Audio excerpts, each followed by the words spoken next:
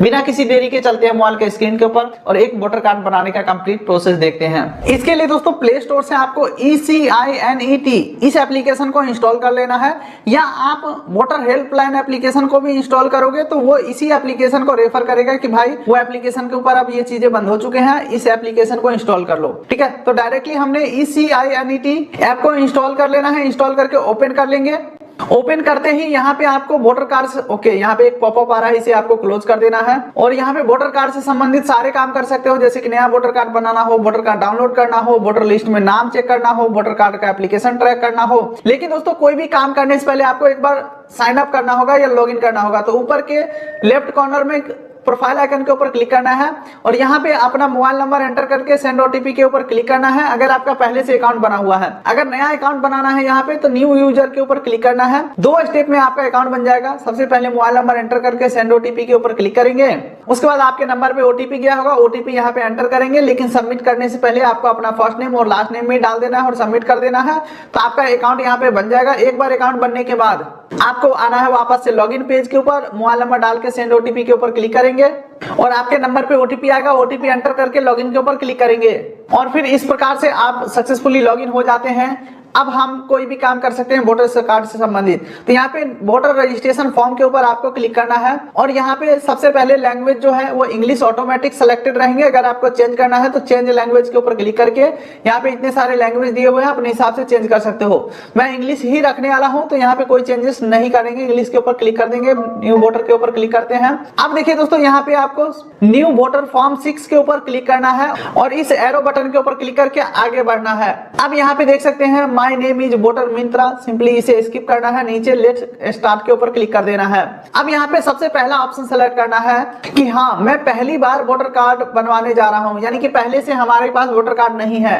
तो इस पहले वाले ऑप्शन के ऊपर क्लिक करना है और नेक्स्ट के ऊपर क्लिक करना है। अब यहाँ पे आपका प्रॉपर फॉर्म खुल के आ चुका है।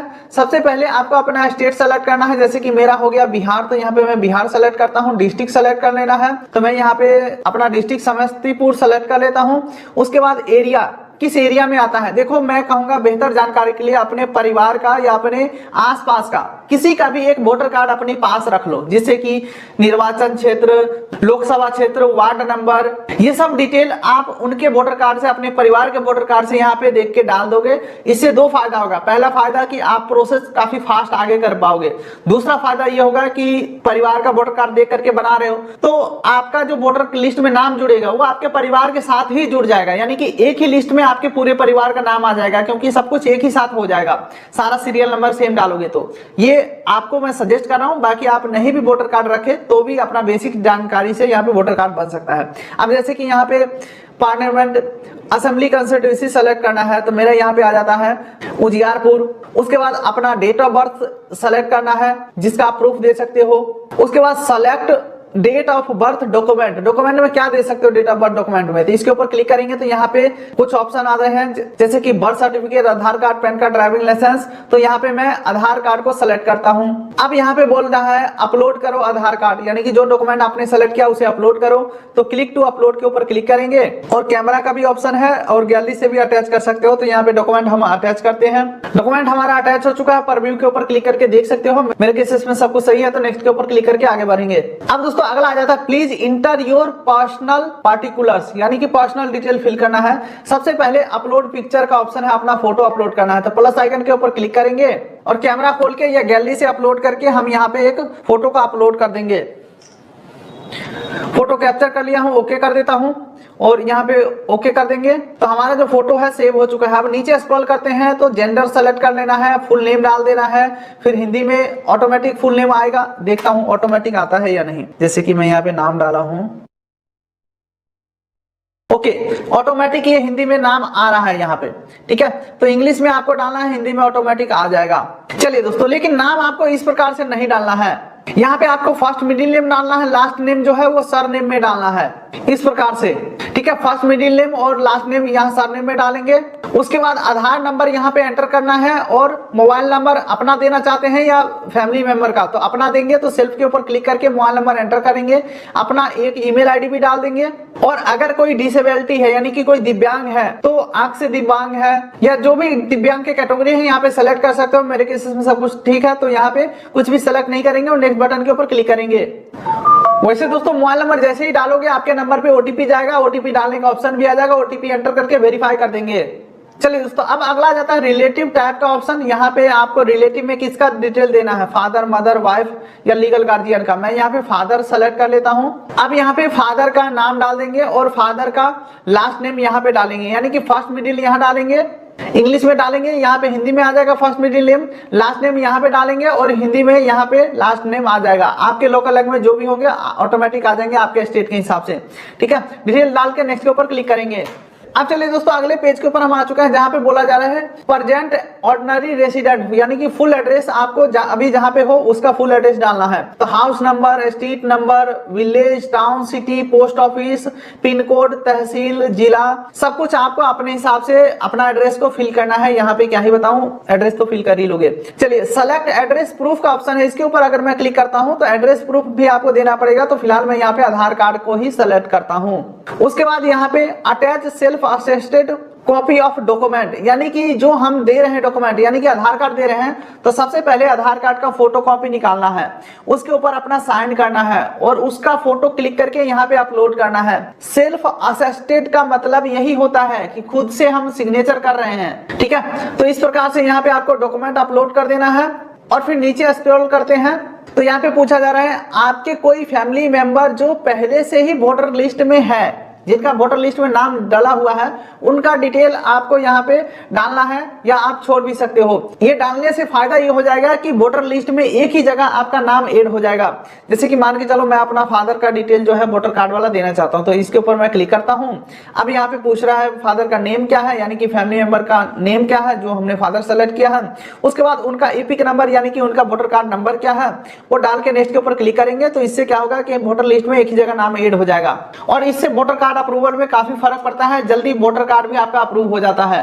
अब चलिए दोस्तों आगे बढ़ते हैं। तो यहाँ पे SIR का प्रोसेस कंप्लीट करने के लिए बोला जा रहा है, यानी कि बोला जा रहा है आपका जो जन्म है 1/7/1987 से 2/12/2004 के बीच हुआ है, तो आपको कुछ एडिशनल डॉक्यूमेंट देना पड़ेगा, यानी कि कुछ प्रूफ देना पड़ेगा कि आप भारत के ही निवासी हैं, क्योंकि बहुत सारे आसपास के देश वाले लोग जो है इंडिया में घुस चुके हैं। तो अब नया वोटर कार्ड काफी सोच समझ के इशू किया जा रहा है, तो यहाँ पे आपको कुछ प्रूफ देना पड़ेगा। सबसे पहला पूछा जा रहा है आपका जो जन्म कहाँ हुआ है, तो बॉर्न इन इंडिया, यानी कि हम इंडिया में जन्म लिए हैं, तो इसके ऊपर मैं क्लिक करता हूं। अब यहाँ पे बोला जा रहा है provide document for self establishment date place of birth, यानी कि आपके गार्जियन इंडिया के नागरिक है, इसका प्रूफ दीजिए। तो सबसे पहले तो आपको ये सेलेक्ट करना है कि किसका डिटेल देना चाहते हो, फादर का या मदर का। फॉर एग्जांपल मैं फादर सेलेक्ट करता हूं, यानी कि हमारे पिताजी इंडिया के हैं, उनको मैं प्रूफ देना चाहता हूं, तो यहाँ फादर सेलेक्ट करते हैं। अब उनका डॉक्यूमेंट हम क्या दे सकते हैं, इसके ऊपर मैं क्लिक करता हूं, लिस्ट आ रहा है। जैसे कि फादर का आधार कार्ड दे सकते हैं, SC ST OBC यानी कि कास्ट सर्टिफिकेट दे सकते हैं, बर्थ सर्टिफिकेट दे सकते हैं, पासपोर्ट दे सकते हैं, या कोई भी ऐसा डॉक्यूमेंट जो स्टेट गवर्नमेंट या सेंट्रल गवर्नमेंट से इशू हुआ है वो दे सकते हैं। तो मैं यहाँ पे आधार कार्ड को सेलेक्ट कर लेता हूं। ठीक है, अब नीचे स्क्रॉल करते हैं तो एक और डॉक्यूमेंट आपको देना है, provide any of the document of father, एक और कोई डॉक्यूमेंट आपको देना है फादर या मदर का। चलो मैं यहाँ पे फादर ही सेलेक्ट कर लेता हूं।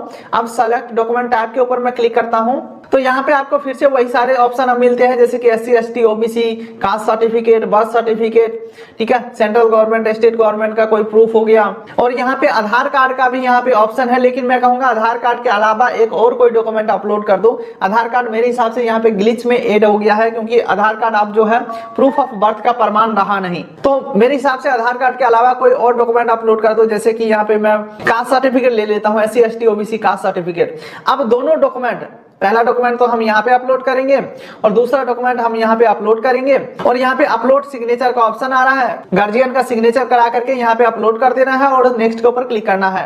अब जैसे ही नेक्स्ट करते हैं, फाइनली डिक्लेरेशन पेज के ऊपर आ चुके हैं। ये है हमारा फाइनल पेज। यहाँ पे आपको अपना स्टेट वगैरह, डिस्ट्रिक्ट वगैरह सारा कुछ सेलेक्ट कर लेना है। उसके बाद विलेज, टाउन, डेट आज का सेलेक्ट कर लेना है। उसके बाद टर्म्स एंड कंडीशन को एग्री करेंगे। उसके बाद दोस्तों यहाँ पे आपको कुछ भी क्लिक नहीं करना है, नीचे स्क्रॉल करेंगे आपका नेम आ जाएगा, प्लेस में आपको अपना जिला का नाम डाल देना है, डन के ऊपर क्लिक करना है और फिर इस प्रकार से आपका जो प्रॉपर फॉर्म है जो अभी तक आपने फिल किया है वो यहाँ पे खुल के आ जाएगा।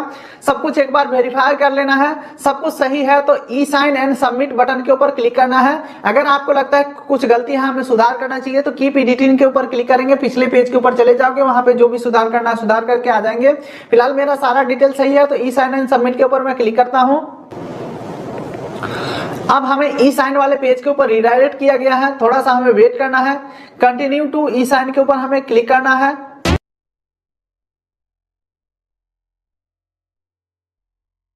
अब देखिए दोस्तों हमें अपना आधार नंबर एंटर करना है और गेट ओटीपी के ऊपर क्लिक करना है।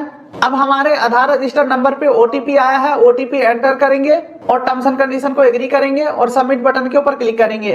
और जैसे ही हम सबमिट करते हैं और हमें एक एप्लीकेशन नंबर दे दिया गया है, इसी एप्लीकेशन नंबर के माध्यम से आगे को हम ट्रैक कर पाएंगे कि हमारा एप्लीकेशन अप्रूव हुआ या रिजेक्ट हुआ। हालांकि ये एप्लीकेशन नंबर आपके ईमेल मोबाइल दोनों के ऊपर भी भेज दिया जाता है, मेरे हिसाब से आप स्क्रीनशॉट ले लो इस एप्लीकेशन नंबर का। तो यही है कंप्लीट प्रोसेस नया वोटर कार्ड अप्लाई करने का। अब ये जो एप्लीकेशन है आपके नजदीकी बीएलओ के पास फॉरवर्ड हो जाते हैं, बीएलओ जैसे ही अप्रूव करता है आपका वोटर कार्ड जनरेट हो जाता है। एक बार वोटर कार्ड जनरेट हो जाता है तो पहली बार आपके घर के एड्रेस के ऊपर भी प्लास्टिक वाला कार्ड वाला जो वोटर कार्ड है वो आ जाएगा, या आप पीडीएफ भी डाउनलोड कर सकते हो, अपना वोटर कार्ड का ई पिक भी डाउनलोड कर सकते हो। इस प्रकार से आपका वोटर कार्ड दिखेगा। तो उम्मीद करता हूं वीडियो आपको अच्छा लगा, वीडियो कर दिए लाइक, चैनल कर दिए सब्सक्राइब ताकि मिलेंगे ऐसे ही किसी अगले वीडियो में। तब तक के लिए नमस्कार।